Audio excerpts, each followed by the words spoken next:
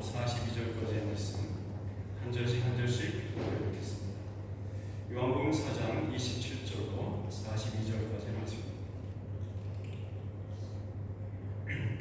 이때에 제자들이 돌아와서 예수께서 여자와 말씀하시는 것을 이상히 여겼으나 무엇을 구하시나이까 어찌하여 그와 말씀하시나이까 묻는 자가 없더라. 여자가 물동이를 버려두고 동네로 들어가서 사람들에게 이르되 내가 행한 모든 일을 내게 말한 사람을 와서 보라. 이는 그리스도가 아니냐 하니 그들이 동네에서 그 사이에 제자들이 청하여 이르되 rabbi여 잡수소서. 이르시되 너희는 너희가 알지 못하는 모든 양식이 있느니라. 제자들이 서로 말하되 누가 잡수실 것을 갖다 드렸는가 하니 예수께서 이르시되 나의 양식은 나를 보내신 이의 뜻을 행하며 그의 일을 온전히 이루는 이것이니라. 너희는 너 딸이 지나야 추수할 때가 이르겠다 하지 아니하느냐. 그러나 나는 너희에게 이르노니 너희 눈을 들어 밭을 보라. 희어져 추수하게 되었도다. 얻는 자가 이미 싹도 받고 영생의 열매를 모으나니 이는 누리는 자와 얻는 자가 함께 즐거워하게 하려 함이라. 그런즉 한 사람이 심고 다른 사람이 거둔다 하는 말이 옳도다. 내가 너희로 노력하지 아니한 것을 거두러 보내오노니 다른 사람들은 노력하고 너희는 그들이 노력한 것에 참여하느니라. 여자의 말이 내가 행한 모든 것을 그가 내게 말하였다 증언하므로 그 동네 중에 많은 사마리아인이 예수를 믿는지라. 사마리아인들이 예수께 와서 자기들과 함께 일하시기를 청하니 거기서 이틀을 일하시니 예수의 말씀으로 말미암아 믿는 자가 더욱 많아. 그 여자의 말에 이제 우리가 믿는 것은 내 말로 인함이 아니니 이는 우리가 친히 듣고 그가 참으로 세상에 주신 줄 알리라 하였더라. 아멘.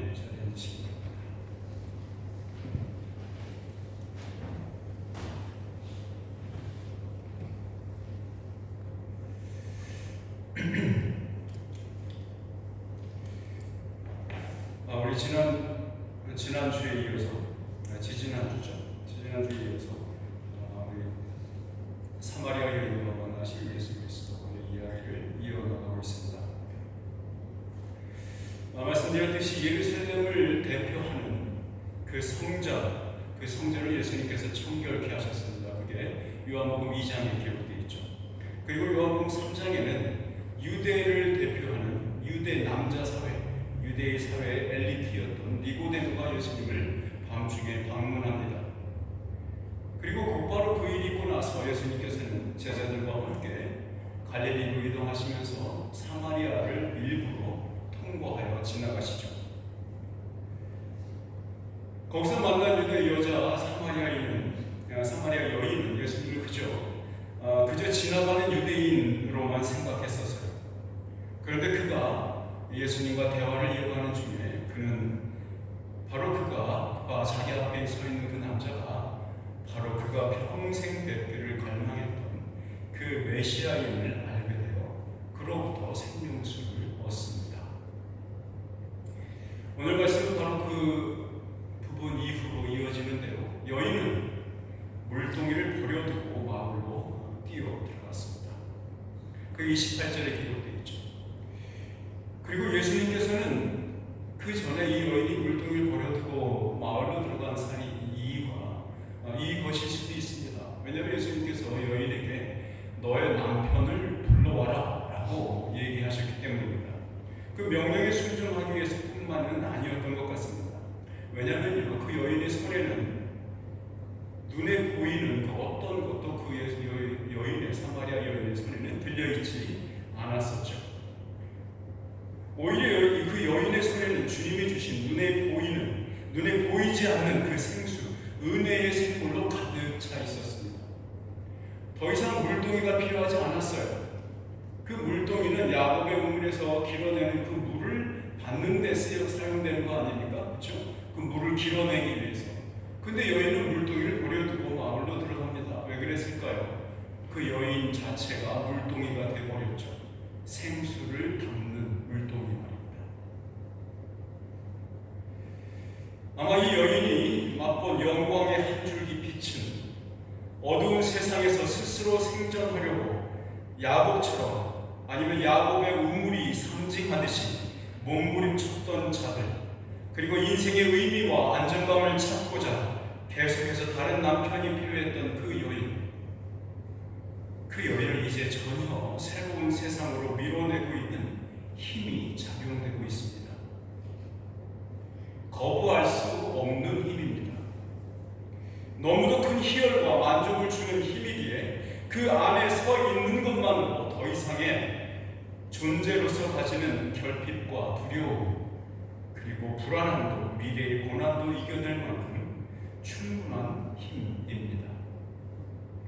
여느 때처럼 여인이 물을 퍼올리려고 가져왔던 그 물동이를 버려둔 것은 아마도 다시 돌아올 것을 약속이라 하듯이 그것을 상징하는 표시 같습니다. 마치 제자들이 마을에서 먹을 것을 구해서 돌아온 시점에 여인은 예수님께 가까이 있었던 자기의 자리를 뺏기고 싶지 않았던 것은 아닐까요? 마치 물동이를 그곳에 놔둠으로써 여기 내 자리야, 난 다시 올 거야, 더 듣고 싶고 더 알고 싶어요 라고 말하는 것 같지 않습니까? 제일 앞자리를 뺏기고 싶지 않아요, 이렇게 말이죠. 그렇게 말하는 것 같습니다. 그 여인은 예수님께서 명령을 받은 대로 온 마을에 다니면서 증언했습니다. 그녀의 손에 들린 것은 우물물이 아니었죠. 영혼의 갈증을 없애줄 샘물을 목격한 그 목격자의 진술, 그 이야기가 들려 있었습니다. 여인은 자신이 목격한 것이 진리 그 자체, 진리의 실체임을 알았기 때문입니다. 아마도 그 여인은 마을에 떠도는 자신에 관한 평판이 있지 않습니까? 그리고 자신을 평가절하받는 그 시대의 여성이기 때문에 자기의 증언을 믿지 않을 수도 있을 것이라고 생각한 것 같습니다. 그래서 그 여인은 마을 사람들에게 내 말을 안 믿어도 좋으니 직접 가서 한번 발견해라. 네가 한번 찾아봐. 저기 계시니까 네가 한번 내 말을 안 믿어도 좋아. 대신 가봐. 거기 메시아가 계셔. 이렇게 권면하는 것 같습니다. 29절 하반절에 이렇게 써 있었죠. 와서 보라. 이는 그리스도가 아니냐 하니, 이렇게 써 있죠. 여기 한글 성경에는, 한글 번역에는 이는 그리스도가 아니냐라고 써 있지만 원어를 보시면 정관사가 붙어 있습니다. 그래서 이는 그 그리스도가 아니냐라고 읽는 게 조금 더 가까울 것 같습니다.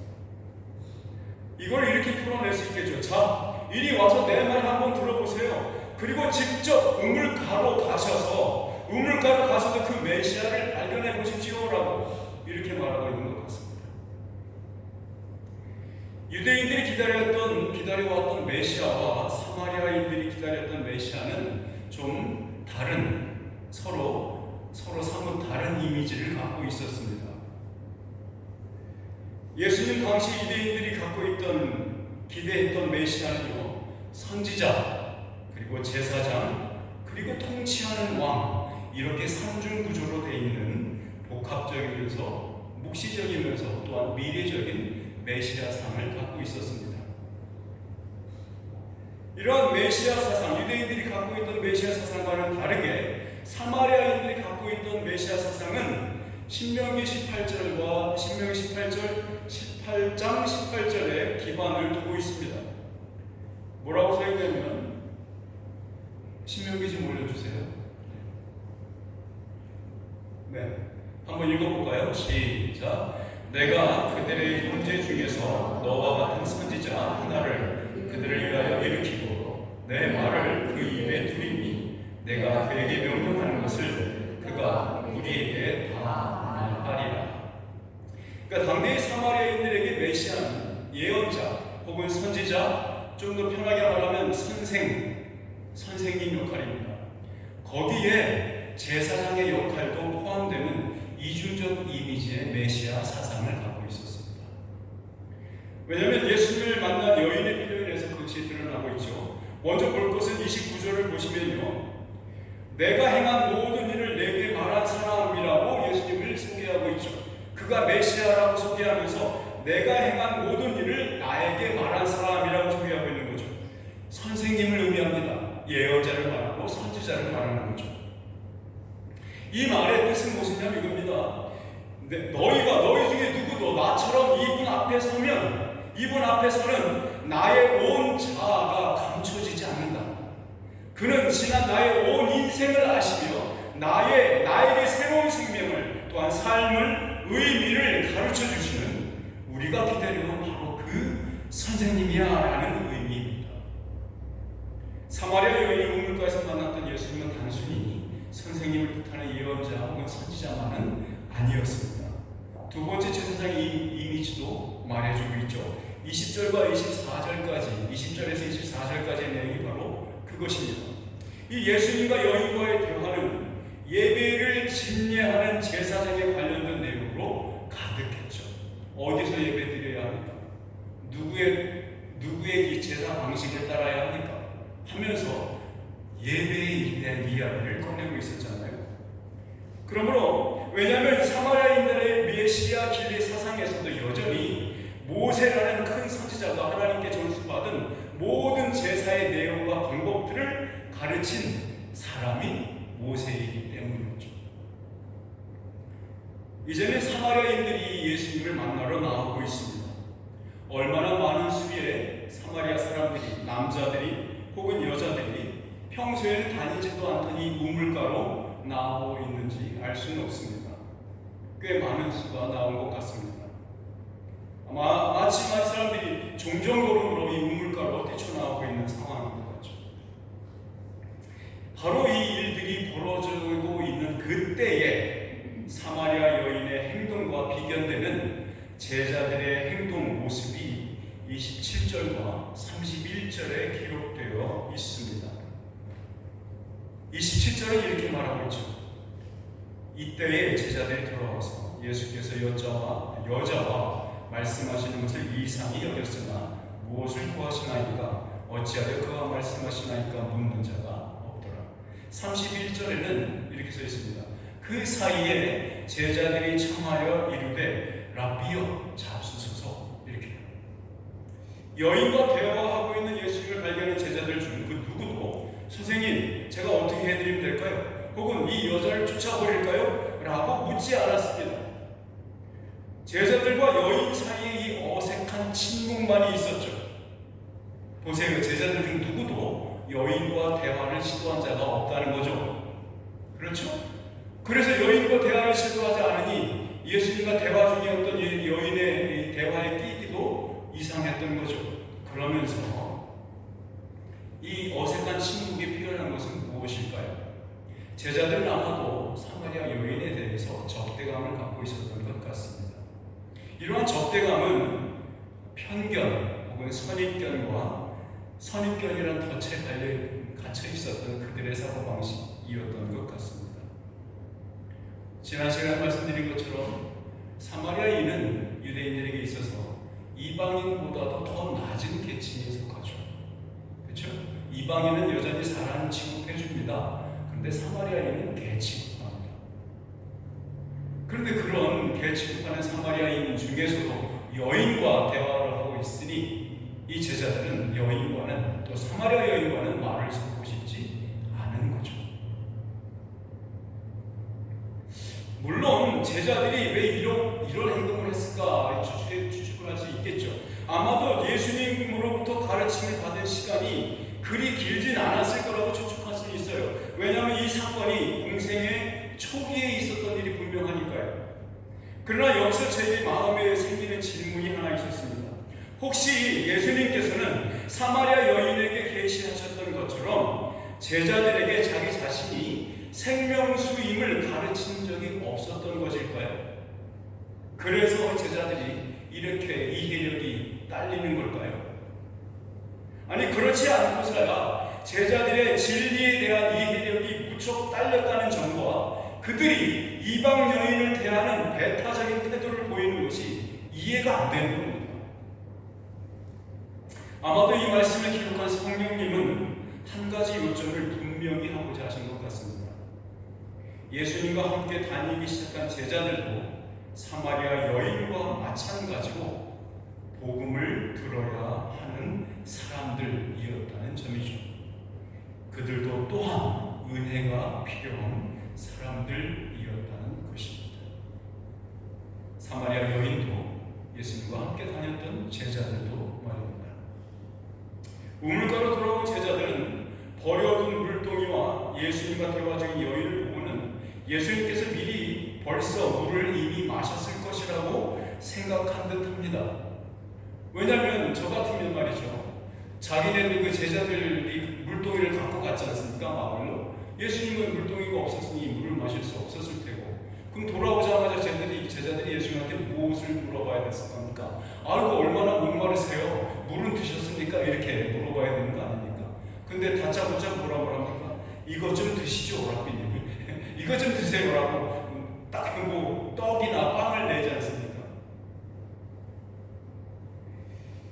제자들의 얼마만의 침묵은 아마도 그 사마리아 여인으로 하여금 거기 계속 있기에 불편하게 만들었을 것 같습니다. 그 여인은 마을로 들어갔죠. 이것 좀 드십시오 하고 물었던 제자들의 질문에, 제자들의 청유함에 예수님의 답변이 32절에서 34절까지 기록되어 있습니다. 이르시되 내게는 너희가 알지 못하는 먹을 양식이 있느니라. 제자들이 서로 말하되 누가 잡수실 것을 갖다 드렸는가 하니 예수께서 이르시되 나의 양식은 나를 보내신 이의 뜻을 행하며 그의 일을 온전히 이루는 이것이니라 라고 답합니다. 아마도 제자들이 마을에서 음식을 사가지고 돌아왔을 때, 우물가에 왔을 때 제자들이 발견했던 것은 바로 예수님께서 그 하나님 아버지가 주신 그 영의 양식으로, 아버지의 양식으로 배불러져서 예수님의 얼굴 표정이 너무도 리프레시된 것처럼 발견된 것 같을 수 있습니다. 아마도 새로워졌다는 것을 발견할 수 있었을 것 같습니다. 예수님께서는요, 아버지 하나님의 영광을 드러내는 증인으로서 자신의 영혼이, 예수 그리스도 자신의 영혼이 그 일을 온전히 행함으로써 얻는 영혼의 포만감, 영혼의 충만감을, 충족감을 누리고 있음을 제자들에게 막 가르치고 있지 않습니까? 예수님의 영혼을 가득 채워서 배고픔을 느끼지 않게 한 그 양식은 바로 하나님의 뜻을 온전히 이루고 그분이 맡겨주신 일을 이루는데 온 힘을 다할 때 얻는, 줄어들지 않는 음식이었습니다. 물론 마을에서 돌아온 제자들의 손에는 한가득 음식이 들려 있었을 것입니다. 그러나 생명수를 이미 맛본 자들로서 행함으로 보여야 할 그 생명 양식은 제자들이 준비했던 그 식탁의 메뉴에는 빠져 있는 것 같아요. 보십시오. 사마리아 여인은 예수님께로부터 생수를 받음으로, 생수를 받아 마심으로 그 존재가 새로워졌습니다. 그렇죠? 구원 백성이 됐지 않습니까? 새로운 세상의 백성이 됐지 않습니까? 그 여인은 새로운 세상을 사는 새로운 존재, 새로운 피조물이 되었습니다. 이 물을 받는 자들은, 이 생명수를 받는 자들은 누구나 다른 이들과 함께 나누라는 부르심을 동시에 받게 됩니다. 그래서 예수님께서 남편을 불러오라고 얘기한 것입니다. 마치 우리 모두가 구원으로의 부르심을 받았을 때 동시적으로 행함으로의 부르심인 은사를 통한 부르심을 받는 것과 동일합니다. 사도 바울이 아주 좋은 예이죠. 그는 다메섹 도상에서 부활하신 예수 그리스도를 뵙고 구원받는 부름을 받았죠. 사울을 구원으로 부르신 그 예수 그리스도는 그에게, 그 바울에게, 사울에게 이방인에게 말씀을 전파하는 자리로 부르셨다는 것을 알려주었습니다. 우리 또한 이렇게 구원받는 존재로 부름받았을 때에 이미 우리 모두 동시적으로 사역자로 부름을 받았다는 것을 잊어서는 안 됩니다. 이처럼 사마리아 여인이 지금 행하고 있는 일은 예수님께서 제자들에게 말하고 있는 바로 이 이중 부르심의 양식과 정확히 일치하죠. 여러분, 생명수를 마신다는 것은 그 존재가 새롭게 되는 것을 말합니다. 생명 양식을 먹는다는 것은 그 새롭게 된 존재가 행하는 행동 양식을 의미하는 것입니다. 즉 아버지의 뜻대로 사는 것, 그것입니다. A new being이 new doing을 하고 있는 것입니다. 예수님은 이것에 대해서 제자들을 가르치고 계셔요. 이미 구원받아서 새 존재가 된 자들이 무엇으로 살아야 하는지 말입니다. 예수님께서 가지고 오시는 그 새로운 세상은 어떤 섭리로 통치되는지에 대해서 말해주고 있는 거예요. 새 세상을 다스리는 주님의 통치는 더 이상 인종을 분리하지 않고 남과 여를 나누지 않고 신분을 나누는 형태로 통치하지 않습니다. 도리어 뿌리는 자와 거두는 자가 함께 즐거워하는 형태로 통치하십니다. 한 사람이 심고 다른 사람이 거두게 하시는 통치입니다. 다른 사람들이 노력한 것을 우리가 거두게 하심으로 예수님께서 베푸시는 하늘 큰 잔치의 즐거움에 참여케 하심으로 통치하시는 새로운 세상이라는 것입니다. 여러분, 이 일은 아모스 선지자를 통해서 이미 예언되어 있었습니다. 아모스 선지자의 아모스 9장 13절 14절 말씀 올려주시기 바랍니다. 네, 한번 읽어볼까요? 시작. 여호와의 말씀이니라. 보라, 날이 이를지라. 그때 파종하는 자가 곡식 추수하는 자의 뒤를 이으며 포도를 밟는 자가 씨 뿌리는 자의 뒤를 이으며 산들은 단 포도주를 흘리며 작은 산들은 녹으리라. 내가 내 백성 이스라엘이 사로잡힌 것을 돌이키리니 그들이 황폐한 성읍을 건축하여 거주하며 포도원들을 가꾸고 그 포도주를 마시며 과원들을 만들고 그 열매를 먹으리라. 아멘. 예수님 이전까지는요, 파종의 시기 이후에 한참 동안의 시간이 지나야 추수할 때가 이르는 것이 하나님의 섭리였습니다. 그러나 지금 예수 그리스도의 세상 속에서는 파종과 추수가 동시적으로 일어날 수 있습니다. 또한 다른 사람이 수고하여 파종한 것을, 심은 것을 또 다른 사람들이 추수할 수도 거두어 들일 수도 있는 섭리로 통치되는 새로운 세상이라고 말하고 있는 것입니다. 파종하는 자가 곡식 추수하는 자의 뒤를 잇는다는 말이 그대로 성취된 거죠. 그렇다면 우리는 예수님께서는 이러한 새 세상의 주인으로서 자신의 통치 방법을 그대로 보여주셨는가? 라고 물어봐야 하겠죠. 예수님은 정말 그렇게 사셨나? 예수님 정말 그렇게 통치하셨는가? 말이죠. 보십시오. 이 이야기 속에서 예수님은 씨앗을 심은 자였죠. 씨앗을 심는 자였습니다. 또한 그는 바로 추수하는 자로서의 삭을 이미 받으셨습니다. 예수님은 자신을 중심으로 그리고 자신으로부터만 만들어지는 새 세상의 통치에 모든 자를 부르십니다. 그 즐거움에 참여하게 하십니다. 이것이 예수 그리스도의 통치입니다. 바로 이 분이 우리가 사랑하는 바로 예수 그리스도 그분입니다. 예수님은 이 사마리아 여인을 인정했고요, 보살펴줬고 진지하게 받아주었고 도전을 주었고 신자로 삼았습니다. 그리고 영감을 불어넣으심으로써 그 여인의 삶을 변화시키는 씨를 그 가슴에, 그 마음에 뿌렸습니다. 예수님의 이 씨 뿌림은 이 여인을 추수하는 것뿐만이 아니라 더욱더 풍성한 수확을 얻게 했습니다. 예수님은 모형과 그림자로 주어진 성전을 무너뜨리셨습니다. 그렇게 씨를 뿌리셨습니다. 민족과 신학과 역사의 장벽을 깨버리셔 그 밭을 갈아 엎으심으로써 씨를 뿌리셨습니다.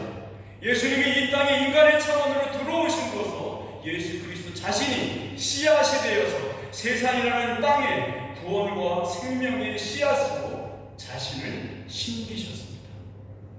그렇게 예수님은 자신을 중심으로 영과 진리의 예배를 드리는 예수 공동체인 교회를 세우셨습니다.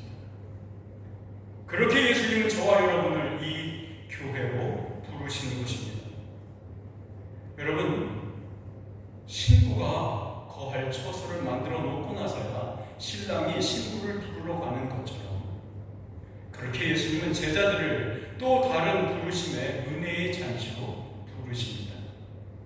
이 예수 그리스도의 공동체인 교회에는 없어서는 안 될 표지가 있습니다. 생명수를 마신 자들이 누리는 그 생명의 양식의 계속적인 공급하심, 바로 그것을 즐기고 누리는 행위, 그것이 교회됨의 표지입니다. 저는 이 사마리아 여인이 부럽습니다. 39절 말씀 때문이죠. 39절에 이렇게 써 있습니다. 여자의 말이 내가 행한 모든 것을 그가 내게 말하였다 증언하므로 그 동네 중에 많은 사마리아인이 예수를 믿는지라. 아멘. 말씀을 전하는 족족 예수님을 영접하는 열매가 맺힌다면 얼마나 기쁘겠습니까? 한 교회를 책임지는 목회자로서 얻는 즐거움과 기쁨 중에 말씀을 나누는 때마다 아멘하며 화답하며 말씀대로 사는 성도들을 바라보는 것보다 더한 기쁨이 있겠습니까? 40절에서 41절 말씀에 이렇게 기록되어 있습니다. 사마리아인들이 예수께 와서 자기들과 함께 유하시기를 청하니 거기서 이틀을 유하심에 예수의 말씀으로 말미암아 믿는 자가 더욱 많아. 예수님께서는 갑자기 열린 말씀 사경회 컨퍼런스에 사마리아인들의 초빙을 받게 되었습니다. 이틀 동안 예수님은 더욱더 은혜로운 말씀으로 저들을 세밀하게 가르치셨습니다. 천대받고 멸시받던 사마리아인들의 변화된 지위를 한번 보십시오. 창조주께서 그들을 대하셨고 창조주께서 그들과 함께 면전에 얼굴과 얼굴을 맞대고 하늘의 귀한 보화들을 하늘 상급들을 그들과 나누지 않습니까? 지금 저들이 누리는 자리는 창조주 하나님이시며 오는 세상의 구원자이신 그들이 그토록 기다려온 그 메시아와 함께 먹고 그의 발 앞에 앉아 영생의 말씀을 듣고 있는 그 자리가 아닙니까? 만일 그들 중에 이전에 어느 누구라도 이러한 상황을 꿈이라도 볼 수 있었겠습니까? 이것이 예수님을 이 땅에 보내신 그분의 아버지 하나님의 뜻이었습니다. 우리 요한복음 6장 37절에서 40절까지의 말씀을 한번 읽어보면 좋겠습니다. 시작. 아버지께서 내게 주시는 자는 다 내게로 올 것이고 내게 오는 자는 내가 결코 내쫓지 아니하리라. 내가 하늘에서 내려온 것은 내 뜻을 행하려 함이 아니요 나를 보내신 이의 뜻을 행하려 함이니라. 나를 보내신 이의 뜻은 내게 주신 자 중에 내가 하나도 잃어버리지 아니하고 마지막 날에 다시 살리는 이것입니다. 내 아버지의 뜻은 아들을 보고 믿는 자마다 영생을 얻는 이것이니 마지막 날에 내가 이를 다시 살리리라 하시니라. 아멘. 하나님 아버지의 뜻이 아들이신 예수 그리스도를 통해서 사마리아인들에게 구원이 베풀어지는 것을 목격하고 있는 제자들의 마음, 그들의 마음은 얼마나 놀랍고 충격적이었을까요? 누가 알겠습니까? 그 이틀 동안 사마리아인 마을에서 제자들이 한 셀마다 한 구역마다 배치되어서 그들을 가르쳤을지도 모를 일입니다. 낮에는 구역별로 밤에는 큰 집회로 모였을까요? 여러 성도님들은 이러한 이야기를 읽을 때 부럽지 않으십니까? 나도 그 자리에 있었으면 얼마나 좋았을까라고 말이죠. 어쨌든 영생의 말씀을 예수님으로부터 직접 듣고 믿게 된 사마리아인들은 종국에 가서는 예수님을 세상의 구주로 영접하고 칭송합니다. 41절과 42절이 그 사실을 증명하고 있죠. 41절, 42절 말씀을 읽어볼까요? 시작. 예수의 말씀으로 말미암아 믿는 자가 더욱 많아 그 여자에게 말하되 이제 우리가 믿는 것은 네 말로 인함이 아니니 이는 우리가 친히 듣고 그가 참으로 세상의 구주신 줄 알미라 하였더라. 아멘. 이렇게 질문할 수 있지 않겠습니까? 아니 왜 굳이 예수님을 믿게 된 마을 사람들이, 사마리아 마을 사람들이 그 사마리아 여인에게, 그 여인에게 왜 굳이 이렇게 말을 했을까요? 왜 굳이 이렇게 말을 했고 사도 요한은 왜 굳이 이 말을 여기에 기록해 놓고 있는 것일까요? 생명수를 마심으로 믿음이 시작된 사람들에게 반드시 따라와야 하는 지속적으로 예수님이 누구이신가 경험적으로 알아야 하는 과정이 따라오는 것입니다. 즉 생명 양식의 계속적인 공급이 필수적이라는 것을 보여주려는 것 같습니다. 그렇죠? 믿었다, 그 다음에 알았다 라고 또 표현하지 않습니까? 그 여인의 말씀 선포로 믿음에 들어오는 사람들이 이제 예수님의 가르침을 친히 듣고 그와의 참된 영적 교제 속으로 들어갔다는 것입니다. 이제 이 사마리아 사람들은 예수 그리스도를 뭐라고 부릅니까? 지금 세상의 구주라고 부르자고 했습니다. 생각해 보십시오. 이 여인이 예수님을 처음 만날 때는 뭐라고 불렀습니까? 그냥 유대인 남자라고 불렀지 않습니까? 그렇죠? 그러고는 그 다음에 뭐라고 변했습니까? 예언자, 선지자로 변했죠. 그 다음에 뭐라고 바뀌었습니까?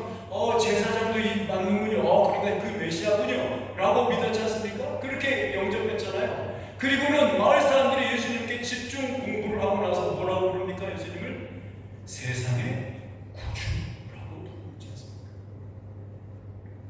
재밌는 것은요, 이 사마리아 지역에 굉장히 이 호칭, 세상의 구주라는 말과 밀접하게 연관되어 있었던 것이 있습니다. 지리적으로. 뭐냐면 당시에, 예수님 당시에 바로 이 시기에 이 호칭으로 불렸던 사람이 세상에 딱 한 사람이 있었어요. 세상의 구주라는 호칭이죠. 이 사마리아 마을에서 한 16km 정도 떨어진 곳에 아우구스투스 카이사르라는 이름을 가진 로마 황제의 동상과 그를 기념하는 신전이 건립되어 있었습니다. 예수님 당시에 가이사랴라고 불리던 도시가 바로 그곳입니다. 헤롯 대왕이 로마의 권력자에게 아청을 떠느라 건축한 곳이죠. 이 헤롯 대왕이 가장 존경했던 인물이 바로 시저 아우구스투스입니다. 이 시저라는 말이 우리 한국 성경에 가이사르 이렇게 표현되어 있고요. 가이사이라고 표현합니다. 가이사, 한국말로 가이사가 영어로 시저예요. 그러니까 이 이야기 속에 등장하는 사마리아인들 모두가 세상의 구주라는 호칭이 온전히 아우구스투스에게만 바쳐지고 드려질 수 있는 그 영광스러운 호칭이었다는 것을 다 알고 있습니다. 그런데 이 사마리아인들이 그들이 그 호칭을 아우구스투스라는 그 신으로 떠받들여졌던 그 죽은 자를 향해 쓰는 것을 멈추고 그 세상의 구주라는 호칭을 누구를 향해서 지금 사용하고 있습니까? 예수 그리스도를 향해서 사용하고 있는 겁니다. 이 말은 단순히 저 사마리아인 사람들이 믿음이 한층 더 깊어졌다는 것을 의미하지는 않습니다. 도리어 그렇게 중요한 호칭을 예수께 향하여 사용함으로써 당할 수 있었던 그 모든 폭력과 압정을 개의치 않게 되었다는 것, 그 이상을 의미합니다. 그 호칭을 아우구스투스를 향해서 하다가 이제 예수 그리스도를 향해서 한다는 것은요, 그래, 난 이것으로 인해서 내가 호칭을 예수님께 이 호칭을 돌리는 것으로 인해서 당하는 모든 핍박과 압제와 고통을 감내하겠어 라는 얘기입니다. 예수님만이 나의 주인이시다라고 말하면서 그의 다스리심을 받는 것은 나 혼자만이 아니다, 이 세상 전부다라고 소리치고 있는 겁니다. 이 사마리아인들의 이 머리, 이 생각의 사고가 새 우주로 열린 것이 보입니까? 예수 그리스도를 세상의 구주라고 말하는 것, 메시아라고 자기 모세 오경에 묶여가지고 사마리아 그리심산에 묶여서 거기에 올 메시아만 기다렸다가 이제 자기들이 만난 예수님이 누군지 분명히 알게 되면서 머리가 확 터져버립니다. 그리고 터져버린 머리의 가슴에 온 세상의 온 우주의 구주이신 예수 그리스도를 받아들입니다. 자, 여러분, 이 고백을 하는 자라야 참 예배자가 될 수 있습니다. 이러한 참 예배의 유익은 믿는 자들인 우리에게 매일처럼 경험되어야 하고 매일처럼 실행되어야 하는 영원한 생명의 양식입니다. 우리는 하나님으로부터 찾은 바 된 참 예배자입니다. 요한복음 6장 65절에 이렇게 나와 있습니다. 이르시기를 아버지께서 오게 하여 주지 아니하시면 누구든지 내게 올 수 없다 하였노라 라고 하지 않았습니까? 여러분, 우리가 진리의 영으로 예배하는 자가 되었을 때 얻는 유익은 이것들입니다. 먼저 우리의 양심이 그분의 거룩하심 때문에 각성됩니다. quick이라고 말하죠. quicken 됩니다. 우리의 마음은 그분의 진리의 말씀으로 배부르게 됩니다. 우리의 생각은 그분의 아름다우심에 이끌려 정결케 됩니다. 우리의 가슴은 그분의 사랑을 향하여서 열어 젖혀집니다. 우리의 의지는 그분의 거룩한 목적과 섭리 앞에 자원함으로 그분께 순종하게 됩니다. 이것이 참 예배, 영과 진리의 예배입니다. 당신은 하나님께 나아오는 자입니까? 당신은 그 하나님께서 찾으시는 그 예배자이십니까? 이 영과 진리로 드리는 예배를 예수님께서 가시화해가지고 우리에게 지키라고 정해주신 것, 바로 이것이 성찬 예식입니다.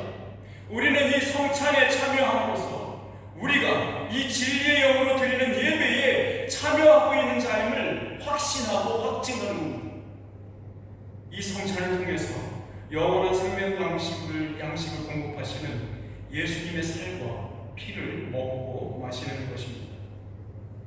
우리 모두 한 목소리로 요한복음 6장의 몇 구절을 한번 같이 읽으면 좋겠습니다.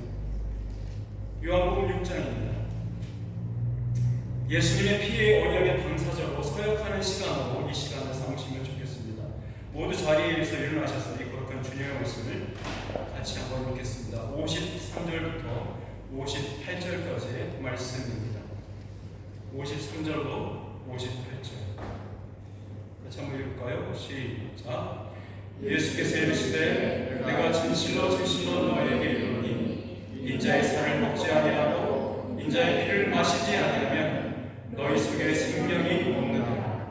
내 살을 먹고 내 피를 마시는 자는 영생을 가졌고 마지막 날에 내가 그를 다시 살리리니 내 살은 참된 양식이요 내 피는 참된 음료로다.